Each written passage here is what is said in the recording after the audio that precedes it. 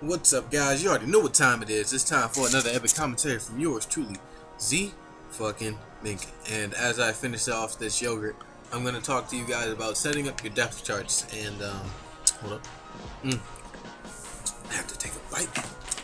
And I noticed a lot of you guys.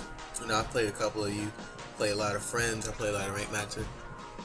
I noticed a lot of people, when the game starts, they don't really take the time to edit up their depth charts. Now, this is an exception for like people who automatically come in with their favorite team selected. Like me, sometimes I have the Packers, and I'll probably choose them, and their depth chart is automatically set up for me. But for some people, it's different. Like, if you try to use a random team like the Chargers, you might have to set up their depth chart a certain way. So I just wanted to show you guys like really my thoughts on how a depth chart should go, and like what like decision you should make on substitutions and all that for each position. I'm sorry. Man, this yogurt is good. Okay, let's go to coaching options. Depth chart. Okay, now QB is probably the easiest choice. I'm pretty sure most people know the QB for each team. Only thing I might say is like overall. Oh yeah, I should have covered this. Overall, definitely in setting up your depth chart has nothing to do with anything. It all goes by position, alright? For QBs, I mean, really, sometimes the highest overall is better. Sometimes the backup might be better. It all depends on what kind of scheme you're running too. And sometimes it just depends on how Madden is feeling. I know for some reason Terrell Pryor throws better than freaking Carson Palmer most of the time, but I already have my depth chart set up for the Packers. Obviously number one, my QB is going to be Aaron Rodgers. Let's go over to halfback. I try to find like a mixture of speed and power in my halfbacks. I want them to be fast, but I want them to be like, not just pure speed. I want them to have enough speed to where they can get away from linebackers and such, and have enough strength and carrying so they can actually carry the ball and not have to worry about them fumbling. Personally, on the Packers, I start Alex Green, and then back up I'll probably do like Cedric Benson or James Starks, just because Alex, he is for some reason his overall is low. At one point it was like up there with James. It was like at 70 something, but then he turned into a bench player, and then he doesn't start anymore. I don't know why. He was a beast. But, he's 88 speed, which is not too fast. I mean, it's not that fast, but it's not that slow. It's like really a perfect speed. Then he's strong. He got 71 strength, good agility, good acceleration, decent awareness. His trucking's good. His elusiveness is decent. Ball carrier vision, stiff arm. All this adds up into like, how well he runs the ball. And to top it, he has better carrying than DeJuan Harris. Only people who have better carrying would probably be like Cedric Benson and Ryan Grant, which I don't see why anybody would ever actually use Ryan. He's 82 speed. I might actually make a challenge for that, me using Ryan Grant in one game. Fullback, John Kuhn. A fullback, I don't really touch that often. Now, the most important to me is offense and how I set up my wide receivers. So the first wide receiver I have Jordy Nelson, and he's tall, got good speed. Mainly I keep him there because he's more like my power wide receiver. He's strong, he's tall, he can go up there for like he's more of a red zone threat, okay? And then he's got good route running and catching. Look at that, his catching is a 94, his route running is a 96. And catching in traffic is a 96. Jordy Nelson is downright fucking monster. Okay. Second wide receiver, because I run Philly a lot and I'm trying to get something with San Diego, they're just like anything. My second wide receiver is usually always like one of the fastest. If not the fastest, then probably the second fastest, depending on his height on the team. Just because, if I see that person doesn't have a safety out there, usually most people, like I said, they just leave their depth chart the same. The second cornerback is not as fast as the first most of the time. This is not the case in certain teams like the Eagles or such, where Namdi is 1 And also Green Bay, Sam Shields is at 2. He's 97 speed, so Greg Jennings really won't burn him. So you can kind of like sometimes play that dude one-on-one. But if it's a corner you know is really slow, and you got somebody like Greg Jennings manned up one-on-one, you can really just put him on a streak and Hail Mary. Third, and probably the most important receiver to me, because I do a lot of short passes, or at least I used to, will probably be the slot receiver. And here I have Randall Cobb, who's a fucking monster. Slot receivers, to me, the main key is always speed. And see, he's 92 speed. He's right behind Greg. And then, you know, he's really not as big. That's probably why I didn't put him out as a wideout. And he's not as strong. But his agility is nice, and that's always what counts to me as a slot receiver. The slot receiver, most of the time, I put them on slants, drags, and it's nice to have you know, good acceleration, good route running and stuff. Because if somebody's running 3-4, 4-3, they're going to be manned up. If they run man-to-man, most likely they're going to be manned up with you know, let's say a linebacker or something, which is pretty good. So when you have speed, you can really like burn that coverage, get separation. And another thing is slot receivers attack the seams, and to do that, you're gonna need some time in the pocket. And nowadays, you really can't get that with all these blitzes. So really, you want to have like a fast receiver there. Sometimes you can put your fastest receiver. Like I know when I use the Raiders, I put Jacoby Ford here, and they also have to have good catching, decent route running. I notice for some reason they have Randall Cobb's route running at a 79. I've never noticed that his route running isn't that good, but what that means is he doesn't get that as good a separation. I might have start testing putting Greg Jennings in the slot instead of Randall, and that might actually fucking make the Packers dominate. But his catching in traffic is much better, but not his spectacular catch, and he doesn't beat press as good. And then the fourth receiver is kind of like, you know, the same as the one but slower. You know, he's more for power. He's not as fast. If he can be fast, that's also nice. He has to have good catching, you know, more of a red zone threat. And really, only time you see a fourth receiver is when you're in certain formations, like, you know, bunch or maybe Hail Mary formations. I don't know. And sometimes you can even get 5 wide. I don't ever worry about my receiver. If it is, it's probably just the next best thing. Alright, so let's move on to tight ends. Ooh, I'm kind of have the yogurt in one hand. I'm sorry. Gotta take a bite. Okay, tight end. Tight end 1 to me is never really for blocking. He's always the receiving tight end. So for tight end 1, you kind of want to look for your fastest tight end, but not just the fastest. He has to have good awareness and good catching.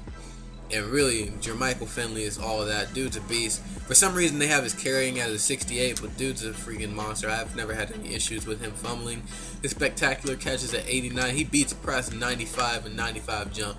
And the dude is already 6'5", so with 95 jump and freaking 80, what was it, 85, 86? Yeah, 85 speed. He's basically what you can consider one of those tall receivers, tall wide receivers. Kind of like a Plexico Burris, but he plays this position which he should. I know Jared Cook Jr. was trying to get over to wide receiver.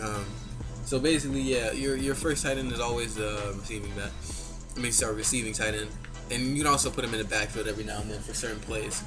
Now, definitely always edit up your offensive line, because you don't want to have, like, you know, people that were injured not playing because you forgot to set that up. So you see, I already have my offensive line set up for me. And notice I think I started Derek Sherrod over Marshall Newhouse on my left tackle, I believe, just because I think his blocking was a little bit better. And then you see I have Brian Beluga. Left end I have Brian Pickett. Right end I have CJ Wilson. CJ's a beast. And then defensive tackle BJ Raji. That dude is a downright monster. Okay, now let's move on to linebackers. We're on the defense. Now, linebacker. Other than corners and safeties, probably will be like one of your most important people on the field. You need them to blitz the quarterback. You need them to drop into coverage, get picks, whatever. They are your first line of defense, okay? And probably with the left outside linebacker, this linebacker is the weak linebacker. He's not as good as the right because for pass rushing, but what he is most of the time he's just as fast or faster, and he has to have good awareness, good agility, and probably better catching. He's more like a zone or coverage linebacker, so to say, that you will like drop into coverage and kind of scout stuff if you're not blitzing. Let's go on the middle linebackers. Middle linebackers, okay. Really, I have 3 good middle linebackers on this team. I have Desmond Bishop, AJ Hawk, and Brad Jones. All of them are good. And the reason it's kind of hard to choose, I really just went with the best 2, just because. But middle linebacker 1, he's more like a Ray Lewis. I should really start AJ Hawk over Desmond now, just because he's faster and he has better agility. But middle linebacker 1 is more like, you know, the scout back, and really his job. I mean, both of them watch over the middle, but a lot of the time you'll see him be like the one that'll be in that hook zone, or depending on what kind of zone you're running, the hook zone like right over the middle, and the other one will probably be either blitzing or you know, in some other zone. And then I usually have the second or maybe, so sometimes I usually have him as like the harder hitter, just because the fact that he's in that zone most of the time, he'll be the one that knocks it loose. As you see, Desmond Bishop's hit power was 91. That's why I had him there. I always forgot that. So middle linebacker 1, harder hitter. Middle linebacker 2. Also, a lot of teams, they'll probably only have 1 good middle linebacker that's like up at the 80s, and then their second will be like some bum. I don't really know why they put him in, because but what I do is the backup right outside or left outside, if his overall is higher than the second middle, I'll probably start him. This comes in case for teams like the Titans or whatever who have linebacker issues. But anyway, let's move on to the right outside linebacker. Obviously, Clay Matthews is always going to be an easy choice. He's a pass rusher. The right outside linebacker is the guy that you want to look for to have the best block shedding. So that's what you really want to look for. He has to have some good power moves, finesse moves, you know, really a good balance of each, and then some good pursuit. And Clay Matthews is just probably the best defensive player on the Packers, him and Tramon Williams. Which brings me to cornerbacks. Cornerback 1, really his main thing for me, not just speed, he has to have good man-to-man coverage. And last time I checked, Tramon's man-to-man was like in the 90s. Let's get over to man. Where is that at? I think I passed it. Man coverage. I don't really see it. I don't know. We'll look for that later. I'm sorry. But anyway, corner 1, he has to have the better man-to-man coverage, because he's covering the better receiver, and usually the number 1 receiver will probably most likely have the best route running. Corner number 2 is more like the speed corner. He won't be as good as corner 1, but he has the speed to like make up for it, and that's Sam Shields. Corner 3 is always just as important, just because you know, if you run like I run a lot of 3-3-5 or quarters or whatever, and then I'll audible down to like a 2-man under or something like that. The third corner is always going to be, you know, man to man with you know, their slot receiver, and the fact that he's not a linebacker gives them a better chance of getting that pick if they throw it like into coverage. So always the third linebacker. It's nice if you can get a balance of good speed and good awareness. Also, awareness is always key in everything, guys. If your guy doesn't know what the hell is going on, he's not going to get those picks. And I see Tramon Williams catching at a 70. Look at these Packers corners in the 70s. That's pretty good. That's like the catching of some decent wide receivers out here, or like some bums maybe, like fucking Robert Meacham. Kid's garbage. Oh man, I could have sworn they had a category for. There it is, man coverage. I'm sorry, I don't know why I passed this. Man coverage. You see, Tramon Williams is a 93 and Sam Shields is a 90. So they really keep up with the dude, man. So you get a lot of time if you play man to man. You can really just sit in man to man coverage, send 4, and then have everything be locked down most of the time because they have the speed. Let's move on to free safety. Oh man, free safety will probably be the most important safety, just because no matter what, he's the one that's always on the field. Even if you run like a play with like one receiver, I'm sorry, not one safety, just because the free safety is usually faster than the strong safety. The strong safety you can really consider like a linebacker at the strong safety position. In this case, it's not Charles Woodson. He's not that. He's more just the corner that turned into a safety, which turned out well for him. That's luck to him. And then, a free safety, he needs to, be like the run stopper. And most of the time, people grab onto the free safety. That's why they need to have good, decent catching too. So a free safety is like, even though the last line, the safeties are the last line of defense. Who you choose really all depends on who you user. If you user them a lot, but if you don't, if you decide to leave them out there by themselves sometimes, you really want to go with the guy who has better zone coverage. And really, what I'm starting to think, I might move Casey Hayward at safety too. Look at that zone coverage, 94. That's beast. Morgan Burnett. I don't even think Charles Woodson has that. That's crazy. But yeah. So if you do decide to like leave that safety played by the computer, really I say have decent hit power just in case that ball comes deep, he might knock it loose. Good jumping, good catching, get that interception, and yeah. So let's move on to strong safety. Mine I have at Charles Woodson, and I might start MD Jennings. It all depends. Charles Woodson is stronger, but strong safety, they're kind of like I said, your linebacker at the safety position. They need to be good. They need to be aware. They need to have good catching. They need to know how to play their position correct, and that's why I start Charles Woodson over MD and over Jerron McMillan. And Jerron's a beast too. Don't let his overall fool you. I think it's was it 68?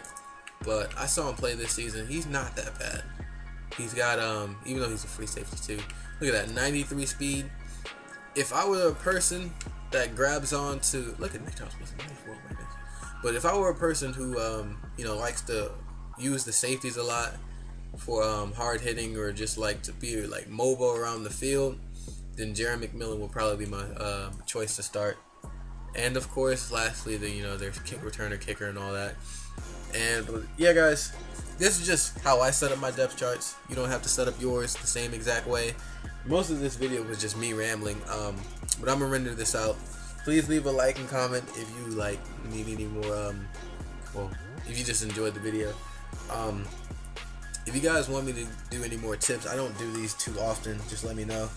I'll probably have some UFC and Madden videos out soon with me trying to make up a new scheme.